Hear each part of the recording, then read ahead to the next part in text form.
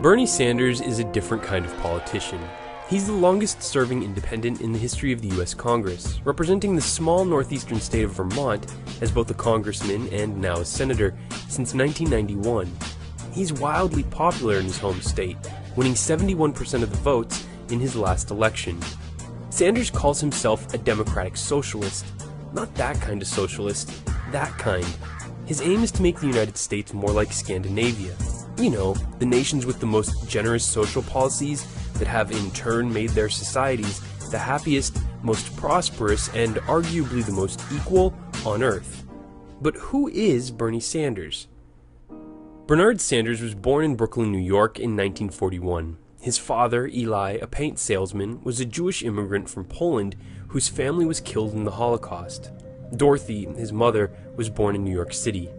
The Sanders were poor, with Bernie and his older brother Larry sleeping in the living room of the family's one-bedroom apartment.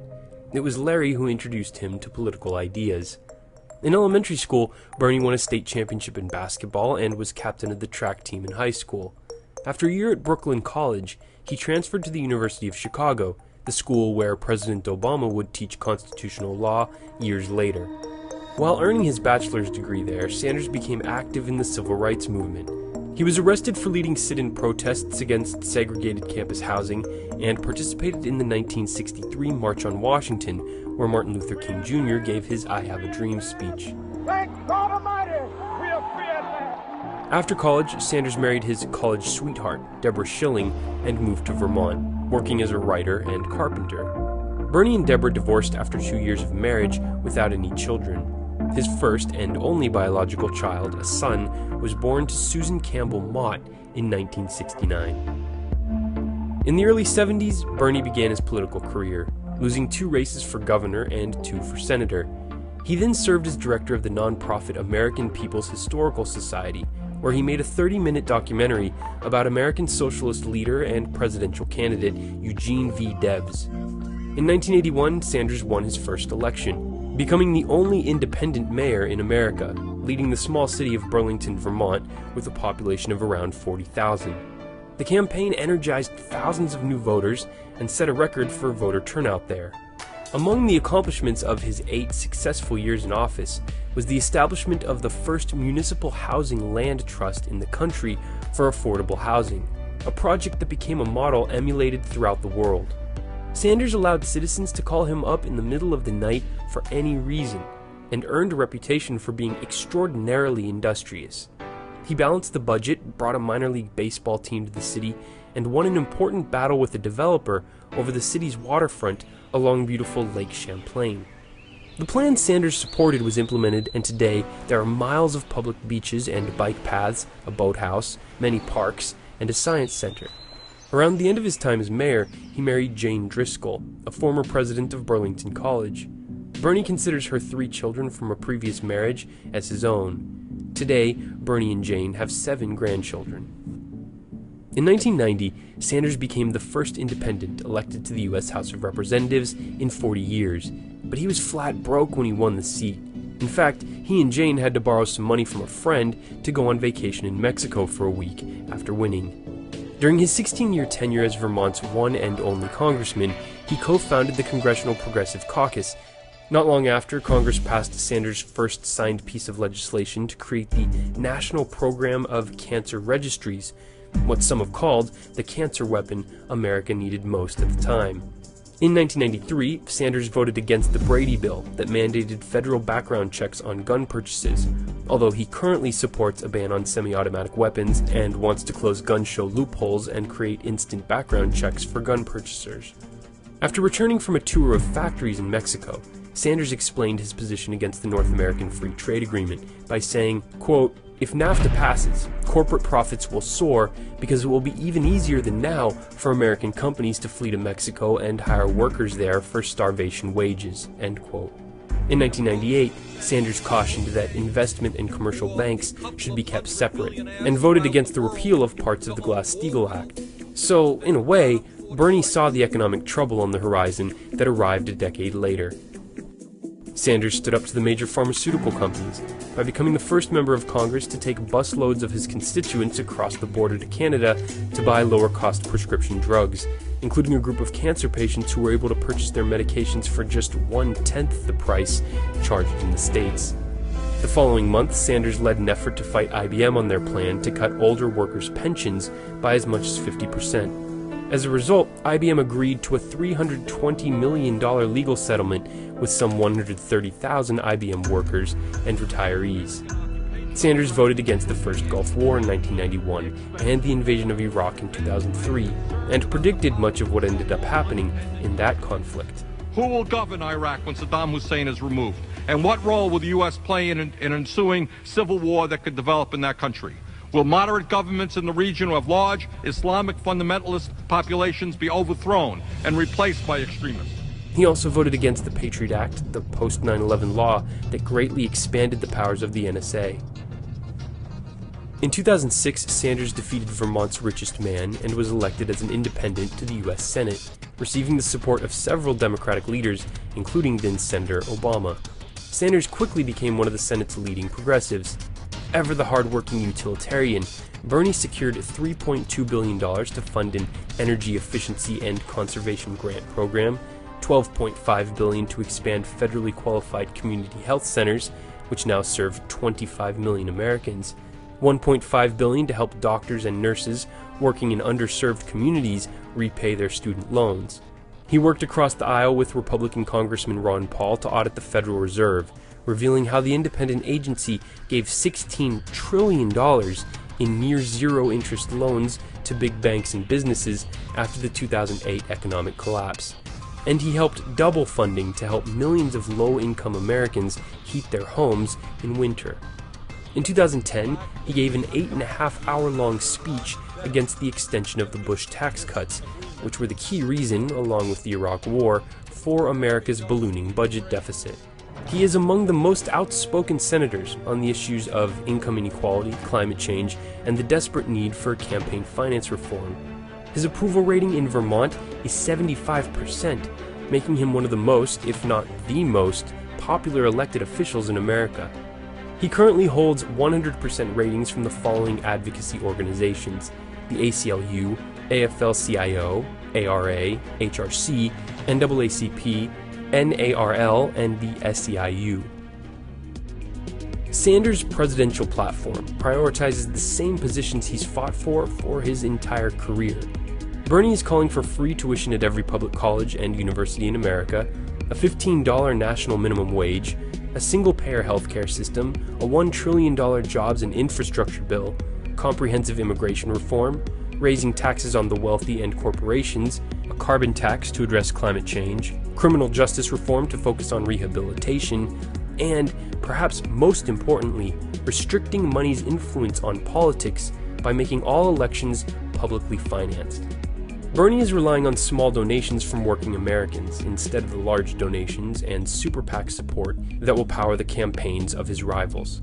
According to the polls, all of these positions are relatively well supported by the American people. As Senator Sanders' populist message continues to spread across the country, we're about to find out if he can lead a movement strong enough to carry him into the White House. Thanks for watching. For the Daily Conversation, I'm Bryce Plank. When we stand together, when we say enough is enough, this country belongs to all of us. When we do that, there is nothing we cannot accomplish. Thank you all very much.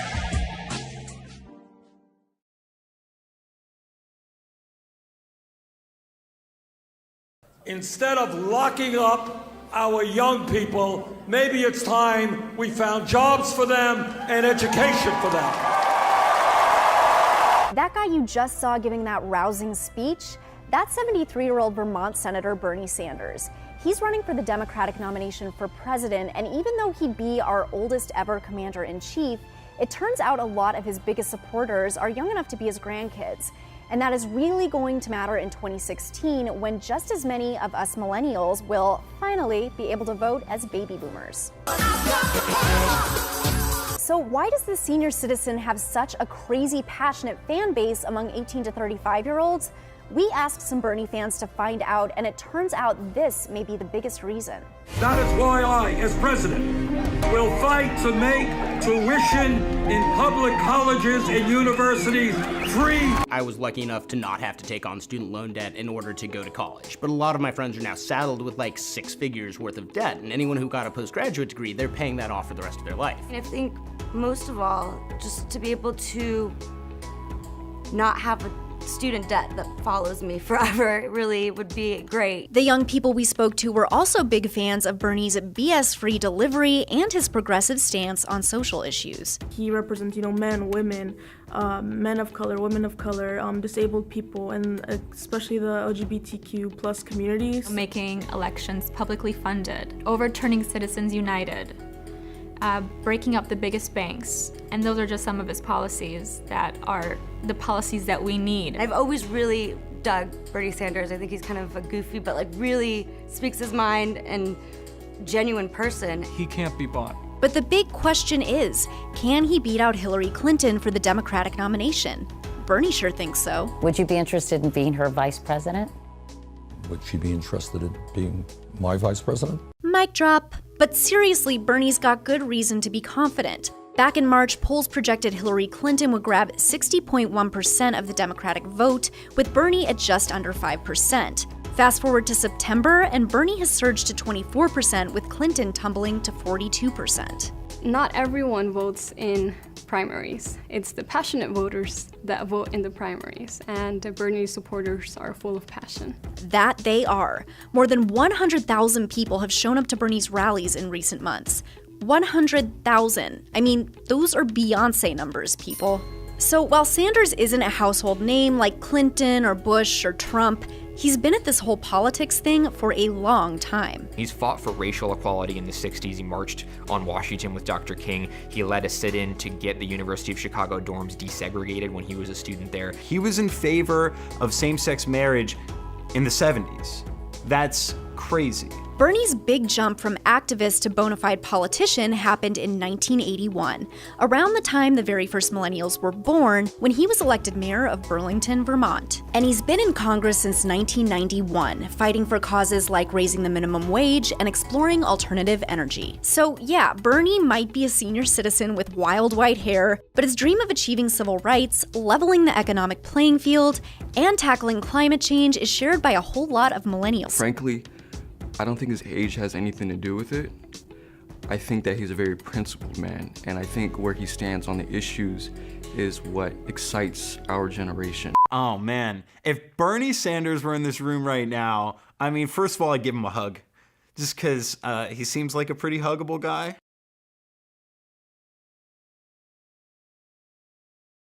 Don't tell me we can't provide a good healthcare system guaranteeing healthcare to all of our people. Don't tell me that we can't use technology to make sure that workers do not have to work 50 or 60 hours a week. Don't tell me that we can't have an excellent childcare system and a great educational system in this country. Don't tell me that this great country and our young people cannot lead the world in transforming our energy system so the planet we leave to our kids and our grandchildren is one that is habitable. Don't tell me we can't do that. We can do that. But what we have to do to move forward is to take on the incredible greed and power of a handful of billionaire families who want it all. Honest to God, I cannot explain to you why a family like the Koch brothers, who are worth $85 billion, you might think that that is enough money. You might think that they're not quite worrying about feeding their families or their summer vacation, and yet they are spending huge amounts of money to destroy Social Security, Medicare, Medicaid, public education, the Environmental Protection Agency. Now, why they are motivated to do that, I think a psychiatrist would have to examine. I don't understand. No, I really don't. No, I'm being very serious here. You know, we all have friends who have problems with alcohol, right? We have friends who have problems with drugs. But I think what you're looking at now is a certain number of very wealthy and powerful people who have a problem with greed and power. You bet. You know, and it's an addiction. They need more and more. And again, I don't know why you need billions more. Right? And we have got to stand united. And when we do that, there is nothing that we as a people cannot accomplish. It embarrasses me. It embarrasses me to tell you about what these other countries are doing for their people, and we're not doing it. But in order to do that, we do need a political revolution. Let me just simply tell you what that means. It means that you can't have elections as we did last November where 63% of the people don't vote, where 80% of young people don't vote. What we have to do is change our culture so that people understand that politics in a democratic society and involvement in the political process is what patriotism is about. So when people tell you, oh, you know, politics is all crap, why are you coming here on a beautiful afternoon to hear some senator from a state no one ever heard of?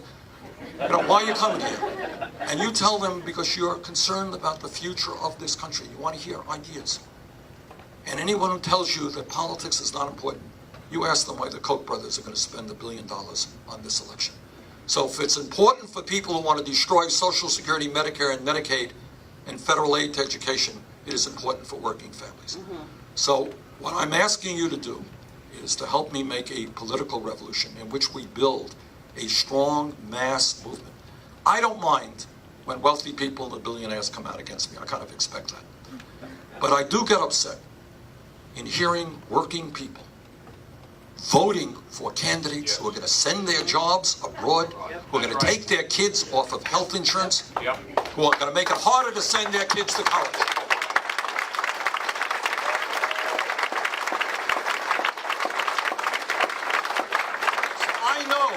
That there are divisive issues. I know not everybody in this room is pro-choice.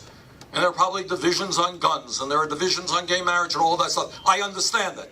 Fine, in a democratic society we can disagree. Trust me, my wife and I disagree. And I hear it all the time. All right. But on economic issues, let's reach out to our brothers and our sisters and our co-workers and our neighbors and say, no, don't vote against your kids and your parents. Don't vote for people who want to destroy Social Security and send your job abroad.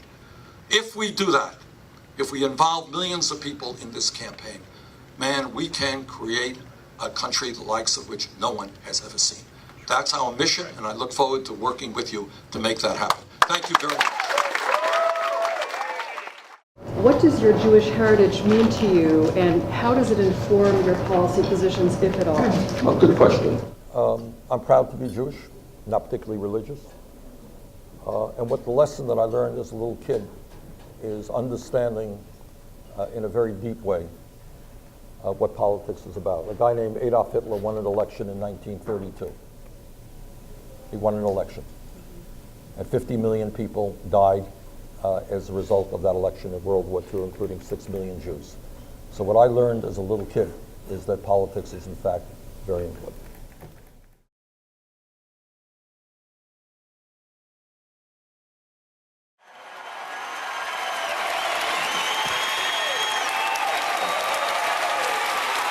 Thank you.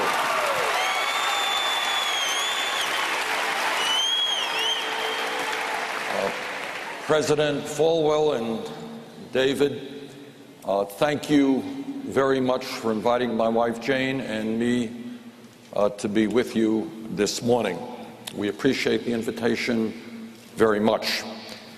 And let me start off by acknowledging what I think all of you already know.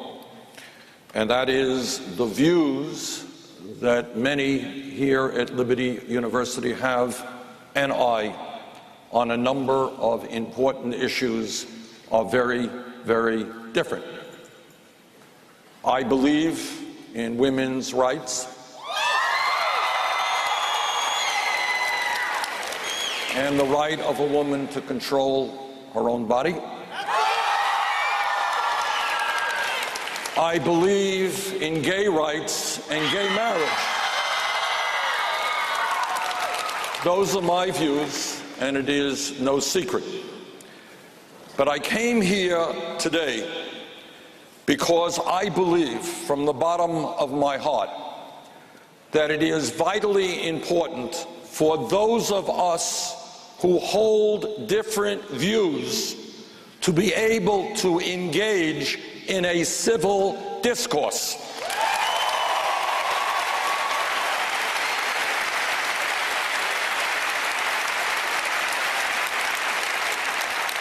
Too often in our country, and I think both sides bear responsibility for us, there is too much shouting at each other. There is too much making fun of each other. Now, and I say this as somebody whose voice is hoarse because I have given dozens of speeches in the last few months. It is easy to go out and talk to people who agree with you. I was in Greensboro, North Carolina just last night. All right. We had 9,000 people out. Mostly they agreed with me. And tonight, we're going to be in Manassas and have thousands out, and they agree with me. That's not hard to do. And that's what politicians, by and large, do. We go out and we talk to people who agree with us. But it is harder, but not less important, for us to try and communicate with those who do not agree with us on every issue.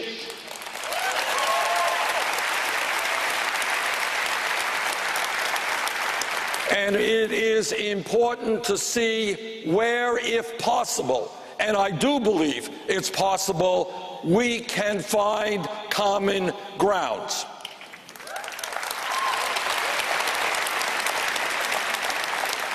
Now, Liberty University is a religious school, obviously.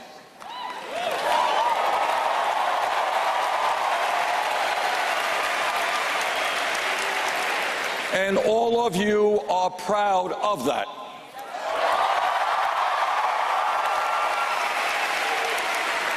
You are a school which, as all of us in our own way, tries to understand the meaning of morality. What does it mean to live a moral life? And you try to understand in this very complicated modern world that we live in what the words of the Bible mean in today's society. You are a school which tries to teach its students how to behave with decency and with honesty, and how you can best relate to your fellow human beings, and I applaud you for trying to achieve those goals.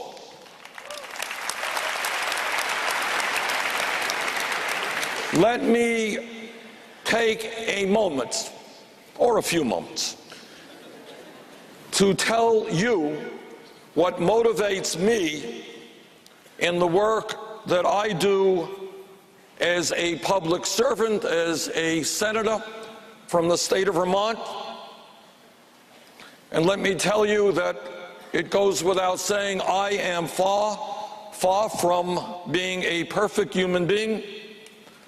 But I am motivated by a vision which exists in all of the great religions, in Christianity and Judaism, in Islam and Buddhism, and other religions. And that vision is so beautifully and clearly stated in Matthew 7:12. And it states, "So in everything, do to others what you would have them do to you. For this sums up the law and the prophets." That is the golden rule. Do unto others what you would have them do to you. That is the golden rule, and it is not very complicated. Let me be frank, as I said a moment ago. I understand that the issues of abortion and gay marriage are issues that you feel very strongly about. We disagree on those issues. I get that. But let me respectfully suggest that there are other issues out there that are of enormous consequence to our country and, in fact, to the entire world, that maybe, just maybe, we do not disagree on. And maybe, just maybe, we can try to work together to resolve them. As far as race inequality is concerned, this question from one of our students. If you were, sir, were elected president, what would you do to bring healing and resolution to the issue of racism in our country? We both want to see that go away. What steps would you begin to take if you were our leader in seeing that resolved? That is an excellent question. I thank you for it. I would hope and I believe that every person in this room today understands that it is unacceptable to judge people, to discriminate against people based on the color of their skin. Yes.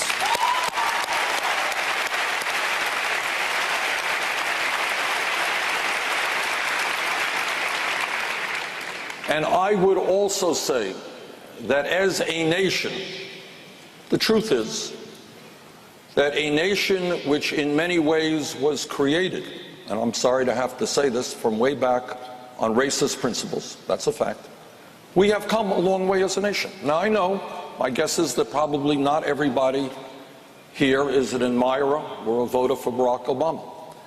But the point is that in 2008, this country took a huge step forward, David, in voting for a candidate based on his ideas and not the color of his skin. We all know to what degree racism remains alive in this country. I cannot understand, I really can't, I think about it, I try to understand it, how a Sikh man can walk into a Bible study class, discuss the Bible, pray with people in the room, and then take out a gun and kill 9 of them because the color of their skins were different than his. And I cannot understand for the life of me how there can be hundreds of groups in this country whose sole reason for existence is to promote hatred. These are hate groups. Right. And they say, join us so we can hate African Americans or gays or Jews or immigrants or anybody that is different from us. I can't understand that. I think what we have got to do is when we see instances of racism, when we hear political leaders appealing to the worst elements of us by making racist attacks against people from another country or people whose color may be different than most of us, we have got to stand up and say, in America, you're not going to do that. Racism is unacceptable. Well, let me just say this. The answer is, obviously, we have got to change our hearts. Yes. But everybody here should know, 50, 60, 70 years ago in this country, yes, we had segregated schools and segregated restaurants. And it took a Supreme Court, it took Martin Luther King Jr., it took millions of people to man public policy which ended segregation. That's right. Well, we know that you were in North Carolina last night. You're going to be in Manassas this afternoon. You continue to go from place to place, just meeting your staff. They're just incredibly hardworking people in this very fast pace where you and your wife are on the campaign trail with grandkids, and you're the liveliest 73-year-old I've ever met, sir. And how can we pray for you and your family? How can we be thinking of you? What can we, when we think of you and we see you on TV, what can we say? Bernie Sanders asked us to pray for him. He asked us to, what can we? Well, David, thank you very much for that thought. I appreciate it from the bottom of my heart. But this is what I would like prayers to be for. Yes, sir. Not just for me. Far more significantly, are prayers for our country, prayers for how we bring our people together, prayers for how we can create in the wealthiest country in the history of the world a beautiful country, a country where all people have health care, where all kids who have the ability can go to college, where we have wiped out childhood poverty. Those are the prayers that I want to join with you in making. Amen.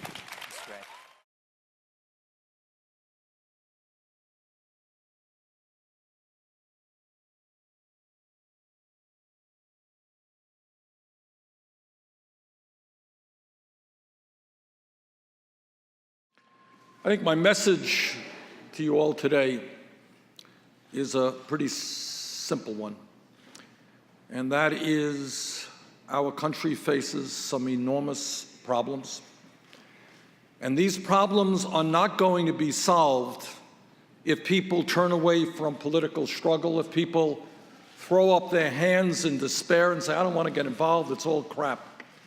You are getting a great education here in Georgetown. And I hope very much you will use what you have learned here to fight to create a better world and to follow in the traditions of so many people for so many years who have struggled to create a more democratic and just society. Let me take you now back to the 1937. And in his inaugural address, in the midst of the Great Depression, President Franklin Delano Roosevelt looked out at the nation in the midst of this terrible depression. And this is what he saw, and this is what he talked about in his inaugural. He saw tens of millions of people denied the basic necessities of life. He saw millions of families trying to live on incomes so meager that the pall of family disaster hung over them every single day. He saw millions of his fellow Americans denied education, recreation, and the opportunity to better their lot and the lot of their children. He saw millions lacking the means to buy the products they needed, and by their poverty, by their lack of disposable income, denying employment to many other millions. Because when you don't have money to spend, you're not creating jobs for other people. He saw 1/3 of a nation ill-housed, ill-clad, and ill-nourished. And he acted against the ferocious opposition of the ruling class of his day, people he called the economic royalists. Roosevelt implemented a series of programs that put millions of Americans back to work, took them out of dire poverty, and restored their faith in government. He redefined the relationship of the federal government to the people of our nation. He combated cynicism, fear, and despair. He reinvigorated democracy. He transformed our country. And that is exactly what we have to do today. And by the way, almost everything he proposed, almost every program, every idea he introduced was called socialist.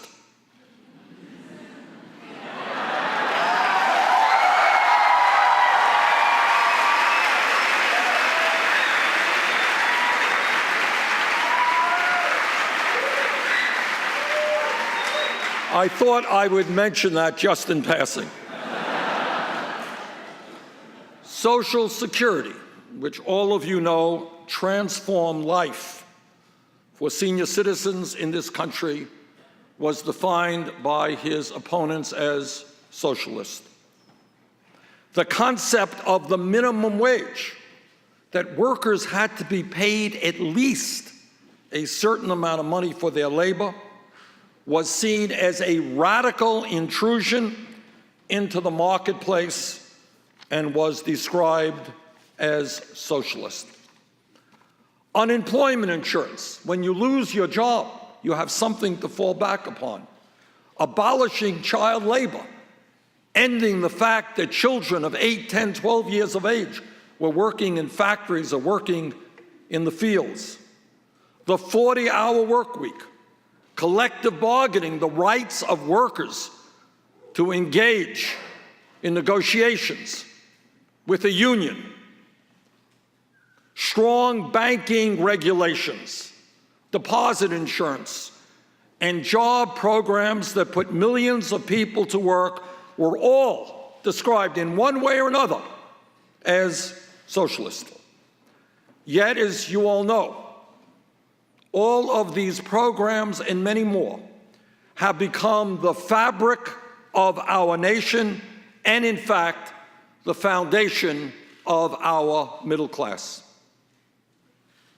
30 years later, after Roosevelt's speech in the 1960s, President Lyndon Johnson fought for Medicare and Medicaid to provide health care to millions of senior citizens and families with children, persons with disabilities, and some of the most vulnerable people in this country.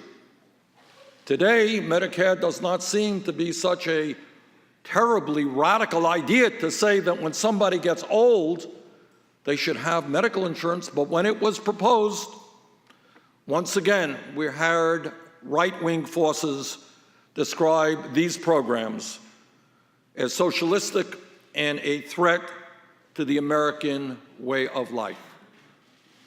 That was then, now is now. Today, in the year 2015, despite the Wall Street crash of 2008, which drove this country into the worst economic downturn since the Great Depression, the American people are clearly better off economically than they were in 1937.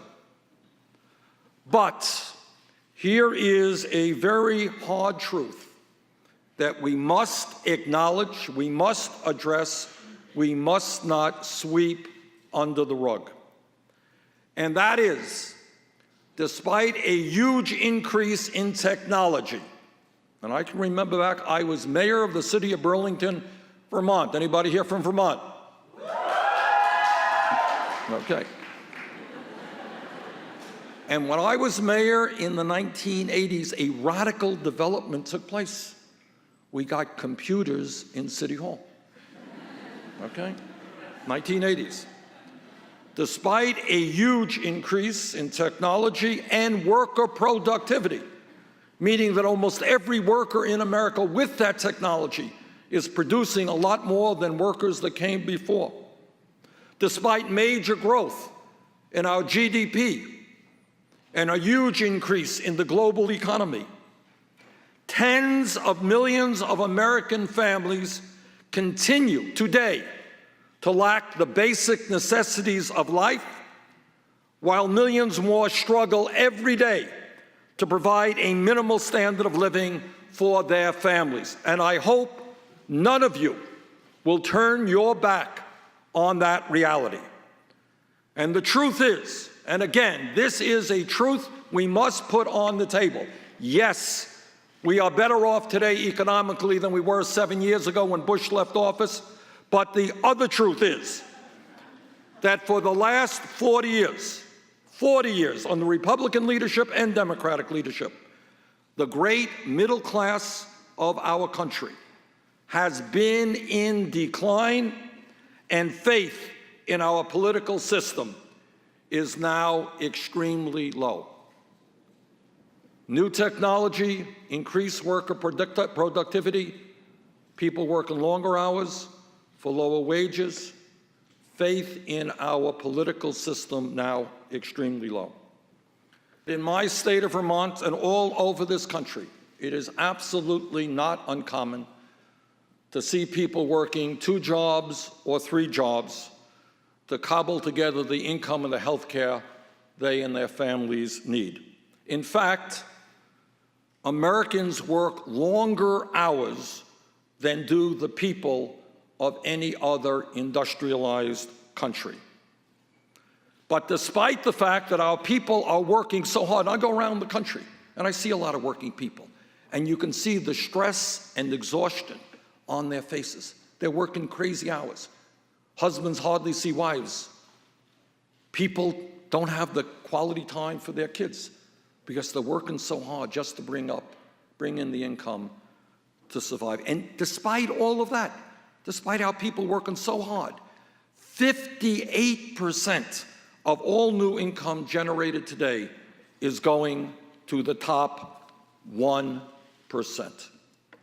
Today in America, as the middle class continues to disappear, median family income is $4,100 less than it was in 1999. The median male worker made over $700 less than he did 42 years ago in inflation adjusted for dollars. Do you know why people are angry? They are angry because they are working terribly hard. And yet in real inflation adjusted for dollars, they are earning less. And they're looking all over and they say, what's happening? Why is that? But it's not just men. Last year, the median female worker earned more than $1,000 less than she did in 2007, and 58% of all new income goes to the top 1%. Today in America, the wealthiest country in the history of the world, that's what we are today, more than half of older workers have zero retirement savings. Think about that. You're 50, 55 years of age, and you're thinking, all right, how am I going to retire? But because my wages have gone down, I have zero in the bank for retirement. And at the same time, all over America, you got millions of seniors and people with disabilities trying to survive on $12,000 or $13,000 a year Social Security. From Vermont to California, older workers are scared to death, and they are saying, how am I going to retire with dignity? And I want all of you can get your calculators out, not now, when you leave here. Do some arithmetic and try to put yourself in the place of a senior citizen in my state of Vermont, where it gets cold in the winter, trying to survive on $13,000 a year. And you tell me how you are going to pay for the food that you need, heat your home, and buy the medicine that you need. And you know what? You can't do it. Today in America, nearly 47 million people are living in poverty, and over 20% of our children, including 36% of African American kids, are living in poverty, the highest rate of childhood poverty of almost any nation on earth. And what I want you to think about is, why is it in the wealthiest country in the history of the world, where we're seeing a proliferation of millionaires and billionaires, we have the highest rate of childhood poverty of almost any major country on earth? Today in America, 29 million Americans have no health insurance, and even more are underinsured with outrageously high co-payments and deductibles. In other words, people do have insurance, but I talk to people every day. They got a $5,000 deductible, $8,000 deductible. They can't go to the doctor when they need. And then on top of that, for a wide variety of reasons, our people pay the highest prices in the world for prescription drugs. And doctors tell me all of the time, we prescribe something, a medicine for our patients, they can't afford to fill that medicine, that prescription. 1 out of 5 Americans cannot afford to fill the prescriptions their doctors write. What insanity is that?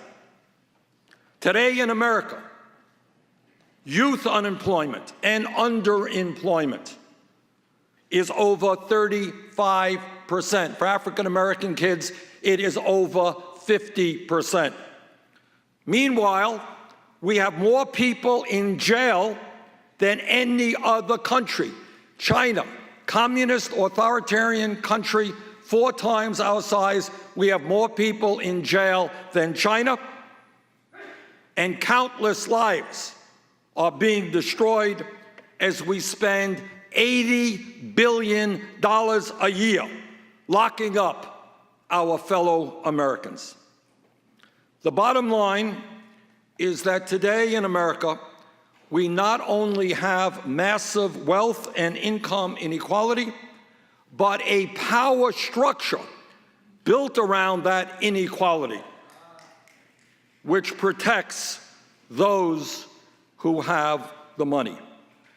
Today, a handful of super wealthy campaign contributors have enormous influence over the political process, while their lobbyists determine much of what goes on in Congress. And any member of the United States House or Senate who is prepared to tell you the truth will tell you exactly that. So let me take this opportunity to define for you, simply and straightforwardly, what democratic socialism means to me. It means building on what Franklin Delano Roosevelt said when he fought for guaranteed economic rights for all Americans. And it builds on what Martin Luther King Jr. said in 1968 when he stated, and I quote, "This country has socialism for the rich and rugged individualism for the poor," end of quote.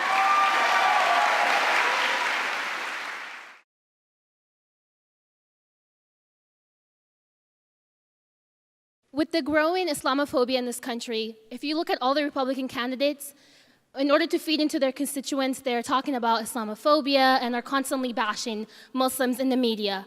Ben Carson, Donald Trump, the biggest bigots. As a Muslim student, as an American Muslim student who aspires to change this world,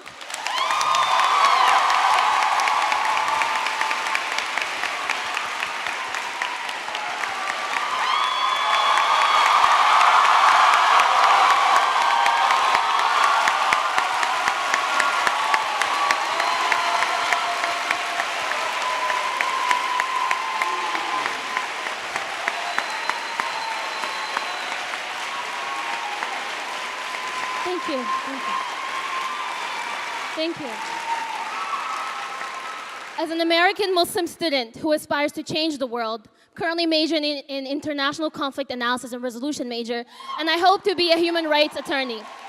Hearing the rhetoric that's going on in the media makes me sick, because I, as an individual, I'm constantly trying to raise awareness and make sure that everyone is treated equally in this country. So, to the next president of the United States, what do you think about that?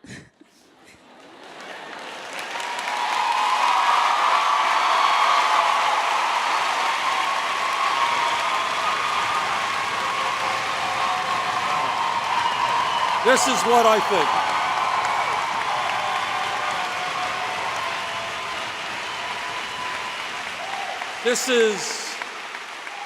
This is what I think. Let me be very personal here, if I might. I'm Jewish.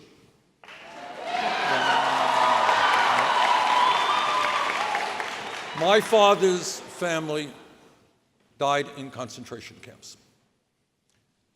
I will do everything that I can to rid this country of the ugly stain of racism which has existed for far too many years. And let me tell you something.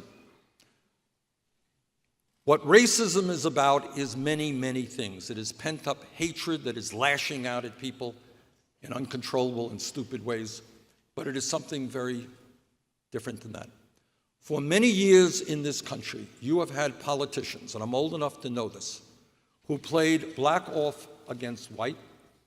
So they told white workers who are earning pennies an hour, they said, hey, you think you're in trouble, but you're better off than the blacks who can't drink at a water fountain or go to your school. And they told straight people Well, you think you got problems, that you're better off than those gay people, right? And they told men against women. We played one group off against another. The rich got richer, everybody else is fighting with each other. Our job is to build a nation in which we all stand together as one people.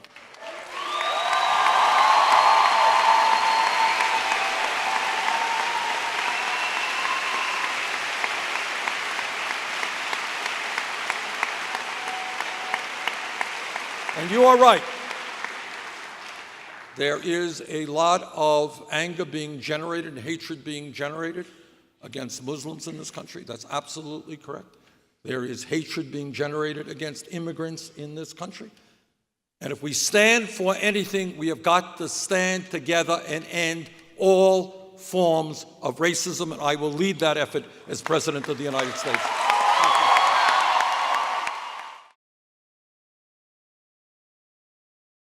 I'm supporting Bernie Sanders because he says no to fracking. I'm supporting Bernie Sanders because we do need a single-payer health care system that takes care of everyone, and that is not a pipe dream. That's something that's happening all over the world in really positive ways.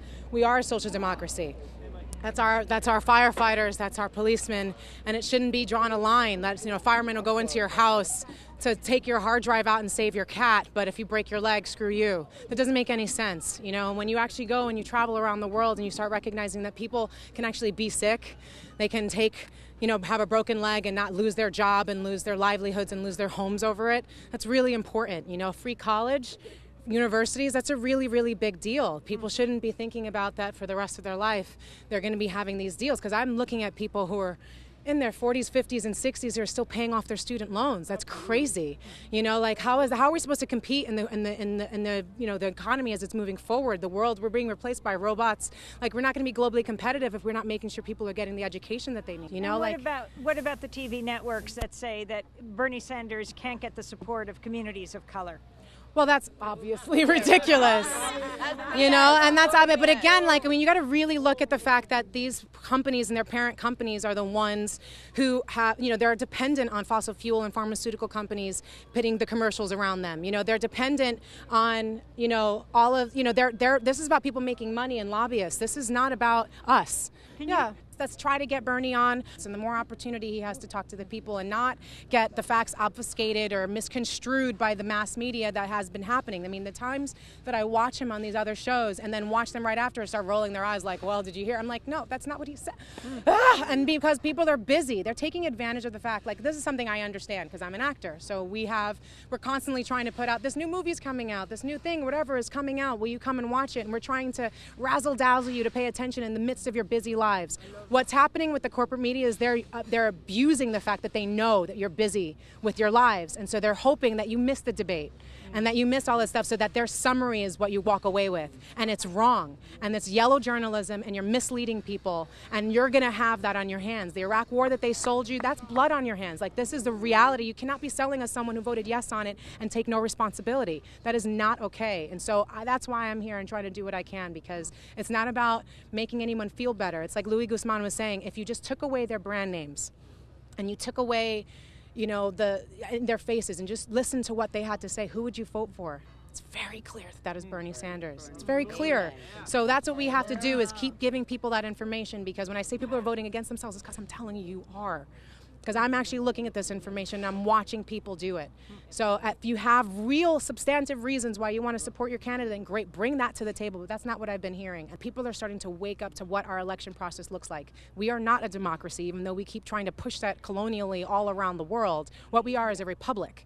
And so if we want it to be a democracy, we need to hire someone for the job who's going to actually want to make that happen, so that we can have the voter day, the election day be a holiday, so that we can have mandatory and automatic voter registration, so that we can maybe start being about an electoral college. That's great. But right now, the powers that be, the establishment politicians and politics, they don't want that to happen. I can tell you, I've done voter registration for over 11 years. I have to say, the one thing I've noticed is, the millionaires and the billionaires that we sat down with, they didn't want to give us money for voter registration or any of the other places. They want to give you money for the candidates.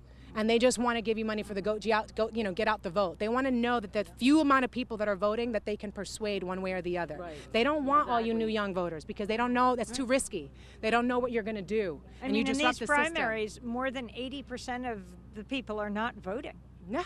And it's crazy, you know, and what we're seeing, like record numbers of voter registration also happening. And part of it's responsible people wanting to vote against Trump, and a lot of it's responsible because people want to get their chance to vote for the first time for Bernie Sanders. Who do you think would beat Donald Trump? It's not a question. This again, like even that kind of question, like already across the polls, Bernie beats him by a landslide. So again, it's a red herring. It's a false narrative to think that the only way to beat Trump is to somehow vote for the other Democratic candidate. That's not true. And now we're not in the general election. He doesn't have the nomination yet. So stop jumping us into the path, into the future. Right now we're in our present, and we get to vote for someone who has values that we believe in and who supports us in the way that he needs us to support him. And like, that's actually a really beautiful thing. Like, millions of people marched against the Iraq War before it happened. That's historical. Millions of people marched against the bailout. Millions of people, students, walked out in 2006 against immigration reform. They texted each other and walked out of their high school classrooms. Like, we keep seeing these mass movements of people going, this is not the way things should be done, and it gets ignored. The thousands of people who've been marching across America for Bernie that doesn't get any press coverage. Because Gil Scott-Heron said the revolution will not be televised. But it's time for it to be televised, and thank you so much for televising it, because we need people to know how beautiful this moment is. No matter what, look at this. This is incredible. And we have a Jewish man who's talking about Palestine. Like, you know what I'm saying? Like, this is a really, really remarkable, huge moment, and we cannot gloss it over. You're doing a disservice to people by doing so. This is something really beautiful. I'm doing this because love trumps hate. Not because I need to vote against somebody, but because love trumps hate. This is a love movement. I'm so excited.